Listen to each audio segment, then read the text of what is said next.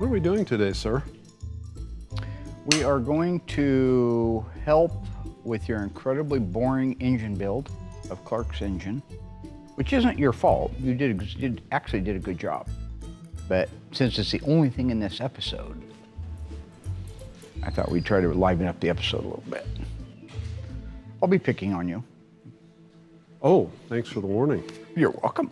Here to help any way I can. You believe that, don't you? I'm here to help you any way I can. What was it, that thing you taught me early on? You're a liar and a fat mouth? Mm-hmm. You don't believe it. You Oh, don't I do believe I'm believe here it. to help you in any way I can. I don't believe that. All right. Hey everybody, Mark Warman here with Graveyard Carz, along with Cousin Dougie. Cousin Dougie. Cousin Dougie, thank you for joining me up here. Well, you're welcome, Mark. In last week's episode, Cousin Dougie got the engine completely torn down for our 1970 Dodge Charger. This is the burned car, the car that got caught in those California fires, and had it disassembled, sent it out, got the engine back. And in this episode, he will be reassembling that engine, showing you the intimate details of building out a 440. That is correct. That is correct. And I know what engine we're talking about. I just want to know why I'm here. The reason you're here is due to recent events in seasons past that I've noticed sitting at home. I felt like every once in a while, that's nothing personal, it happens to me too, our fans could use a wee bit of a roadmap. And so I thought I would have you help explain or expound, if I can use that word. Does that upset you? No. Expound on what's happening with the engine. Okay? Mm-hmm. You all right with that? Yeah, I'm okay with that. Great. And so with that, I think it's time to raise the curtains, dim the lights. This is it. We'll hit new heights. I know what heights we'll hit. On with the show? This is it. This is it. So I've got all the decks cleaned. I'm going to set on a head gasket. Okay. So what are you doing right now? So right now I'm installing the head on the top of the engine. I've got the head gasket in place, and I'm searching for the dowel pins that I'm going to drop the heads over to align the head. That'll locate that head. Uh-huh. That very good. Okay. Got the passenger head in place, got an exhaust manifold gasket on. So after I set the head bolts on, I'm going to set these head bolts in. Oh, hang on. Stop the film. Just a quick question for you. You say, and this might be helpful to the audience at home, that you like to put the head bolts on and then put the head bolts on. And I'm wondering if you meant you like to set the heads on there and then put the head bolts in. That sounds more logical. Sounds okay. Yeah. I've been under a lot of pressure myself while on set, and I misspeak a lot. I am very friendly with you and try to help you through that. We get distracted, don't we? Yes, we do. There's 17 head bolts per side. There's a long one for the middle of the head, short ones for the side and the inside the head, and they also have the H for the Highland. Here's my long Highland bolts that go in the center of the head under the rocker shaft. These are the long bolts. Got 5 of those to go in. 3, 4. There we go. Get my short bolts for the outside. 1. So here is a spark plug heat shield. This bolts underneath the head bolts between the 6 and 8 cylinders, and it protects the wires from the heat of the exhaust manifold, which runs right down between this heat shield. So I have to bolt this on with the head bolts on the head, torque it down, and then it gets painted with everything else on the engine. Now see, I would like to say that that was a lucid, well thought out explanation, and I'm very proud of you. That's exactly what we're looking for when educating our audience.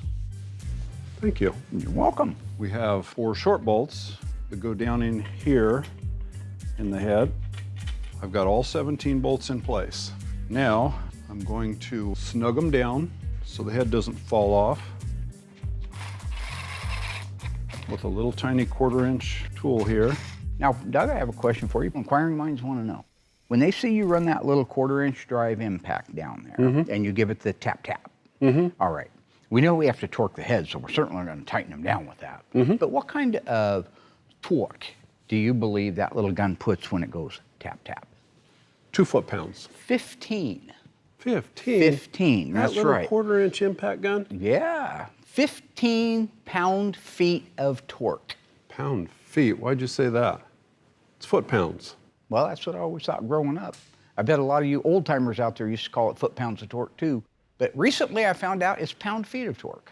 But we can still call it foot-pounds of torque if you're okay with that. Thank you, I'm okay with Point that. is, 15 pounds is still okay, folks, because his lowest torque setting starts at 45. Okay, so I've got this one tacked in place before I torque it. So now I'm gonna roll it over and put the driver's side head on. Here's my driver's side head gasket. I'm gonna set it on the dowel pins. These little dowel pins are really, really nice. So there's a dowel pin, aligns the head gasket. The rear dowel pin holds it in place, and it also holds the head in place when you set the head on. I'm gonna set this one all in one piece, head bolts and all. On one of the cylinder heads, you put the bolts in the head after you put the head on, and the other one, you put the bolts and the head all together at the same time. What's the decision-making process there? Well, there is none. If the head bolts are already in, I'm just gonna put it on there. The other one, I want to show them putting out all the head bolts in. So you just felt like putting them on that way? Yeah, I thought it'd be easier. When did you feel like taking the rocker assembly off so you could get to the bolts? Well, afterwards. So I'm gonna go ahead and set up to torque the passenger side head bolts. So since I have 17 head bolts to torque here, I have to have an assistant. By the way, I'm sorry I could not be there for the head torquing sequence or any of the engine building, but it looked like you replaced me with a new assistant. Mm-hmm. I'm just wondering, is that new assistant, did he berate you, put you down, talk back to you? Very quiet and peaceful? Yep. That's very Just good. the way I like it. Just the way you like it. Well, I'm sorry I couldn't be there for that. Okay. Sounds like you have a new relationship. We'll have an instruction sheet. Works well for me. So we have to torque these in 2 stages. We're gonna start off with 45 pounds and then we're gonna go to 75 pounds. We start in the middle with number 1. Bring it down till it clicks. Then I go to number 2. Bring it down until it clicks. I'm going for 3, and it's way down here in this hole, so it's gonna be a little difficult. So I'm going to save everybody a lot of time right now and a lot of clicking and clacking. And just know that he got the cylinder head bolts torqued down on one head, and it came out perfect. Preset them to 45 pounds. But I don't see the reason to hear every one of the head bolts getting clicked down. Is there something wrong with showing them every head bolt that I torqued down? No, that's fine. The film guys did their job, you did your job. It's the editors that wanted to make it into a 3-part miniseries. Okay, there's the first torque sequence. Now I raise it up to 75, lock it down, and I do it again. So 1's in the middle.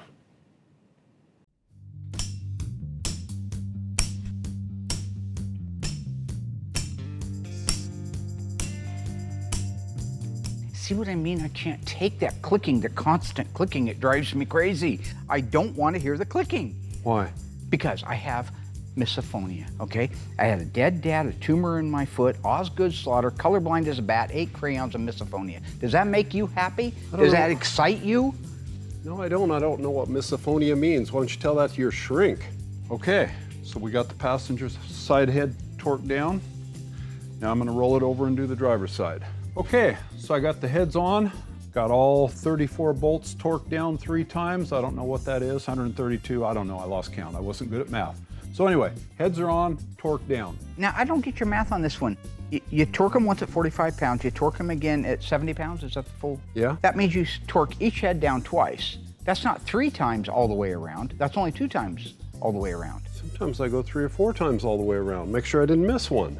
Okay, so what I'm doing now is dropping in the lifters into the lifter bores.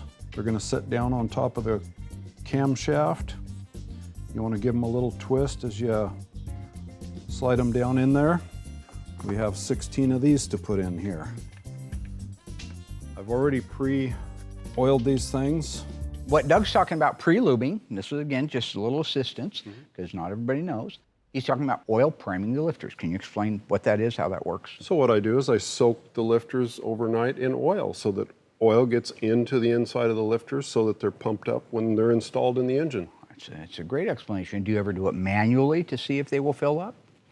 Or just letting them set in there overnight seems to work? Letting them sit overnight seems to work. Lifter bores are really tight because they hold oil pressure to stay pumped up. All right, we got all 16 lifters in there.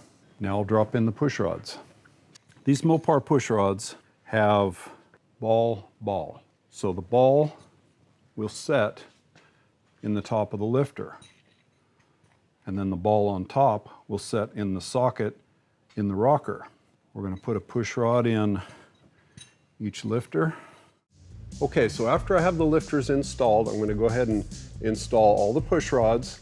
And at the risk of upsetting Mark's misophonia, I'm going to do some narration. That's not what misophonia is. Misophonia is repetitive noises that drive people crazy. Like your voice makes you want to drive into oncoming traffic. That's misophonia. Oh, I'm going to keep talking. Got all 16 push rods in place. Now I'll put a rocker shaft over the top of the push rods and valve stems. So these things actually have an orientation.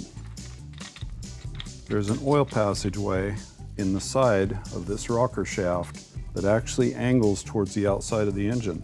So I've actually marked these so that I have the correct rocker assembly on the correct head for the oiling. Now it's a little tricky to get all these things in place. You gotta take it down real evenly. Make sure all your push rods are going in the sockets in the rockers. There it is, that noise again. That's the misophonia. Mark, I got the misophonia. Mark, there's something wrong with you. Misophonia. Okay, I got this all in place. All my push rods are in place in the rockers and in the lifters. So I'll put the driver's side on. Hey editors, I love this. I think this reminds me so much of the old baseball films where they just speed it up really fast and it looks like the guys are walking all still. Just do that throughout the whole episode. I'm sure my audience would be thrilled with it. It's great. You build it, they will come. Yeah, never thought of that. We could sell hot dogs. Oh, because of the stadium and the hot Yeah. dog. Yeah. So we got our lifters, push rods, and rockers in place. Rockers are torqued down. Now I'm going to go ahead and put the intake manifold on. This is our intake manifold gasket. They call it a pie tin or a pie pan. Big block Chryslers do not have a full manifold, so they use this tin plate to drop down in there as an intake manifold gasket and a valley pan cover. What we like to do is we like to put a little dab of sealer in each corner and across the end rails to prevent any oil leaks. Now see, that is exactly what I expect. That was very good, well thought out, really great job. It's nice to have you back. Well, thank you. You're very welcome. I got this. I got this. Yeah, you got this. Like the guy at Taco Time every day that we go in there and he says, I asked for ketchup and I asked for hot sauce and I asked for a packet of salt. I got you, man. I got you, man. He don't got me. You get all the way in the other side of the hill and you open up your bag and there's not even the food that you ordered. And there certainly aren't any condiments to go on it. So don't have me. I don't like it. Oh.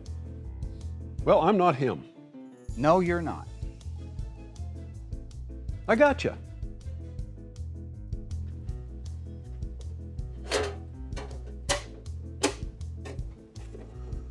So this valley pan gasket has two metal rails that lay across the end to hold the ends down.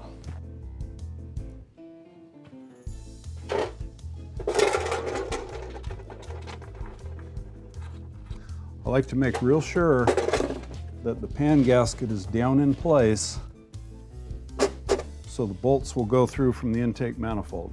One thing I find kind of interesting is that it takes 6 little bolts that hold the end rails in place. One of them has a smaller washer on it, and it's to hold this wire separator in place over here on the driver's side in the front. So I use the one that has a smaller washer on it over here to hold this wire separator in place.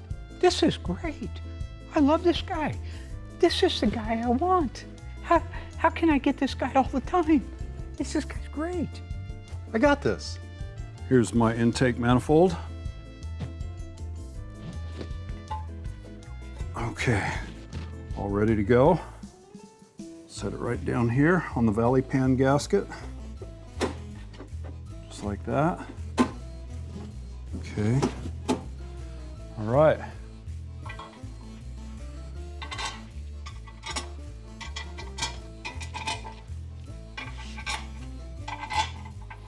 Takes 8 bolts to hold the intake down. Very nice. I got that pan lined up. The bolts are all going in really nice. Does anything seem wrong about this scene when you watch it? At all? Other than you interrupting me? Yeah. No. Okay. I will reserve comment until you're finished then. Thank you.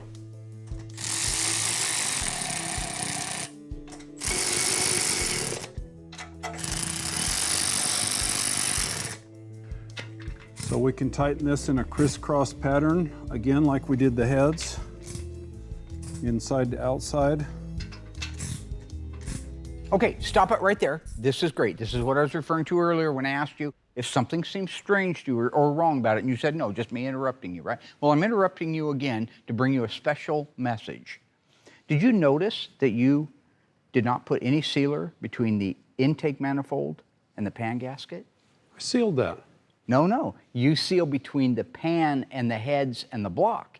You did not seal between the intake manifold. No, I got that. You didn't got that. Sure I did. I got that. Okay. Want to know the beautiful thing? I got proof that you didn't. Indisputable to show that you're insane. I'm getting Aaron. Go get Aaron right now. I want him down here. I want to go over this, have him see who's crazy. We are here now with Aaron Smith. He is one of our editors Well, of the show. online editor, colorist, narrator, executive producer, co-creator, more than, Nobody asked for your resume. What I did ask you, though, was to look at if there were any other angles of the intake manifold being set down on the engine for our Burn 1970 Charger. Now, I alleged when I watched the footage there was no evidence of a sealer put on between the intake manifold and the gasket. So I confronted Doug about that, and he said, I did put sealer on it. no, you didn't put sealer on I it. didn't? Well, that's why he's here. Aaron, what are your findings? I did have an opportunity to review the footage in question, Reviewed the footage in question. so I saw the whole thing unedited. And I even switched to other angles to make sure there wasn't something that was missed, and made sure that maybe obscured there wasn't any sort of sealant on the bottom of the. Can we get to it? Yeah, the bottom line is no. There was no sealant. No sealant. No sealant. No sealant. Well, can I see the footage? You don't need to. Aaron's never told a lie in his entire life. Well, it's not exactly true, but as a general principle, I don't lie. Well, we're done with you if you Right. can. But No. I can say that No, you're it's fine. possible that Doug could have put it on afterwards. Thank you, Just Aaron. saying. Come on in. Yeah? Now that we have that cleared up, easy mistake, anybody could make it. Why don't we get back to putting the engine together? Shouldn't I finish the sealer first? The sealer was done a month ago. So now what? Now I'm going to do a timing cover. It's got some dowel pins that help locate it in place. Dowel pin on both sides fit through these holes in the timing cover here and here. So that is really helpful in holding this in place so you can put all 8 bolts in. Here's what these bolts look like. This is one of the 4 lower timing cover bolts. Here is one of the 4 upper timing cover bolts. So these also have a number 23 on the head, kind of a short little bolt also. The 4 lower bolts are bigger in diameter than the 4 upper bolts, so we're putting the bigger ones down here. Okay, so how was that? I did everything right. I tightened all the head bolts. Mark? Yep, head bolts. Do that. Head bolts? Do that. I need to talk to her now. Okay, got a timing cover installed. We can put a damper or a balancer on here. So here's our vibration damper. So it has a mark right here that lines up with the timing marks on the cover.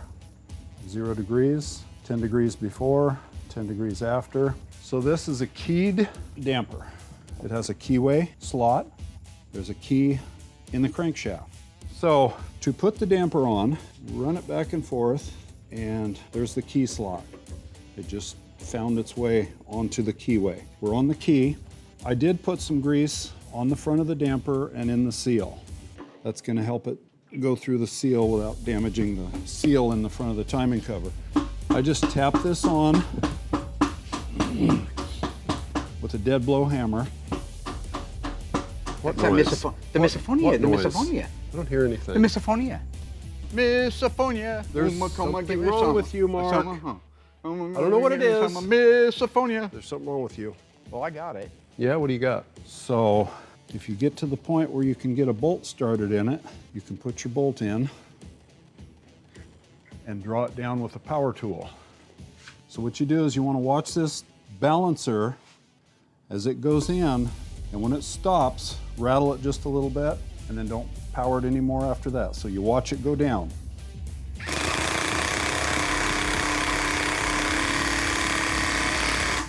Just like that. So we have our harmonic balancer or damper installed. I'm going to roll this backwards till our indicator is on 0.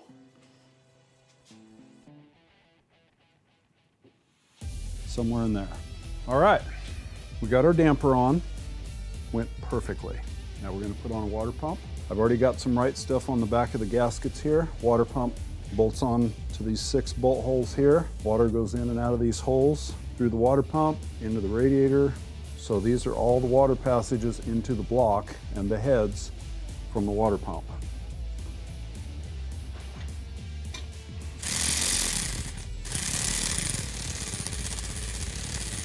Now, Mark, does that meet with your approval? Mark? Mark? Hey, Doc, thanks for taking my call. I appreciate it. Well, how can I help? 3 short bolts. 1, 2, 3. And we have a long bolt. It's got some sealer on the threads, some orange sealer. Crisscross tighten it.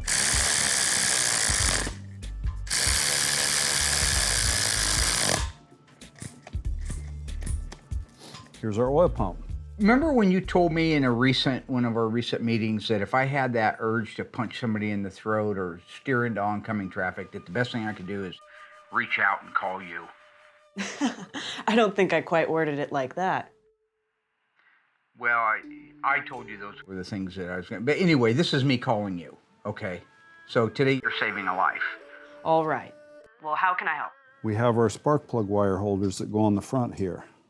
So we have 2 more spark plug wire separators. These bolt to the exhaust manifold bolts on both heads on the front of the engine. These hold the 4 wires on either side of the engine that run around to the spark plugs. They keep the wires from getting up against the exhaust manifolds in the head so they don't get burned. Now remember that we have a heat shield that goes around here. I've got a lot of things going on right now that I've talked to you a little bit about, but I'm trying to get through a bit with Cousin Dougie right now.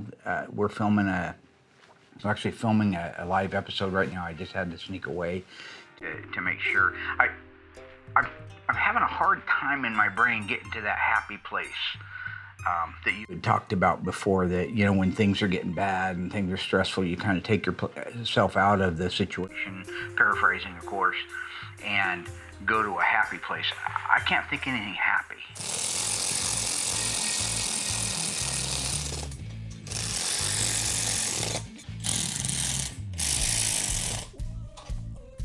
Make sure you can still get a spark plug in between this heat shield right here. Might have to adjust it a little bit. And there's our barrel bolt back here in the back.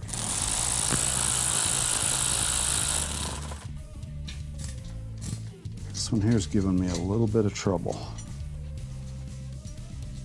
There we go.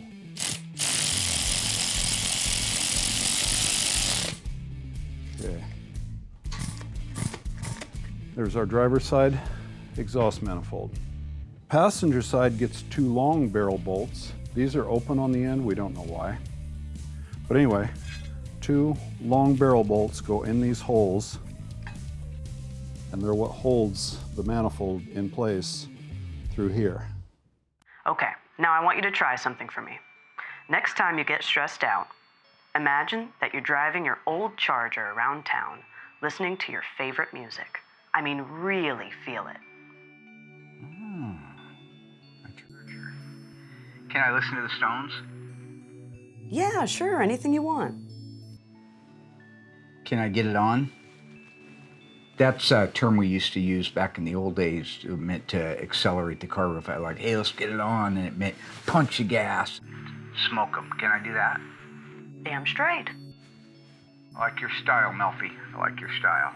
Nope. This is the heat riser valve in the right-hand exhaust manifold. What this does, it stays closed while the engine's cold, and when the engine warms up, this opens and allows the exhaust gas out, but until it opens, the exhaust gas goes through the intake manifold and heats the intake manifold. Feed this on here carefully over that spark plug wire shield. There we go. And put our barrel bolts in place here.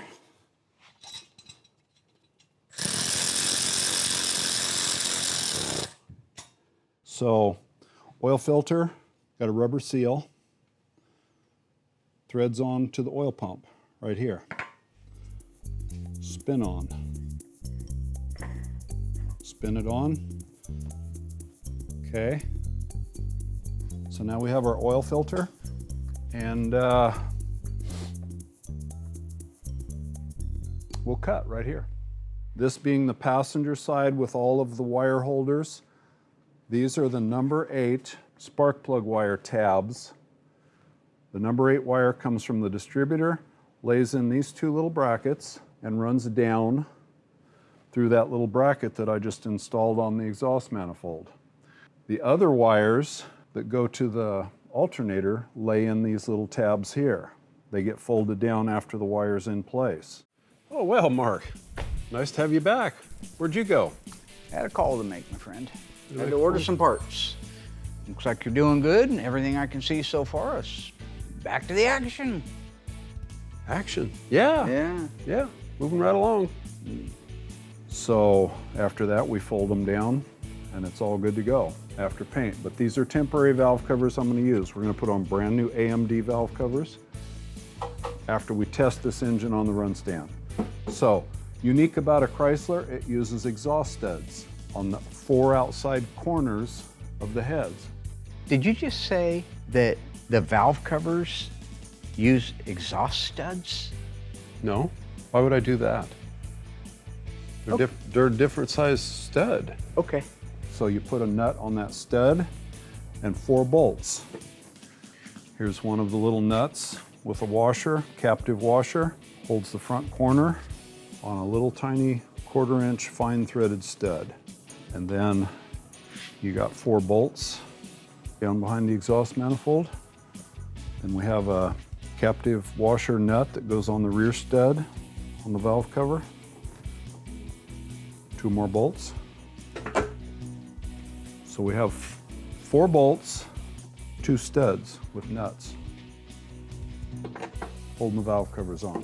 383, 440, and all the other RB engines use 4 bolts, 2 studs. Actually here, folks, it's the same on the B engines, the 361, 383, 400, 440, 426 wedge. They all use the same valve cover. Just want to point that out for those of you at home. Well, that's what I said. Oh, it isn't? Well, that's exactly what I said.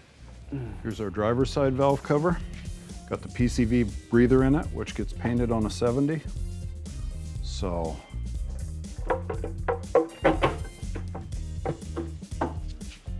and the next time you see this engine, it's going to be on the run stand running. What's wrong with your ears? What are you doing? I saw this in a movie. Is this something to do with your cyclotron or whatever that disease you have is? Yeah, cyclotron. Okay, so I think I'm ready to go. I've checked all the fluids. I've got the distributor in. I believe it's in correctly this time. I've got my intake on the right direction. We have fuel. We have ignition. Let's try some fire. I'm gonna crank it a little bit and see how she sounds. Give her a little fuel. Here we go.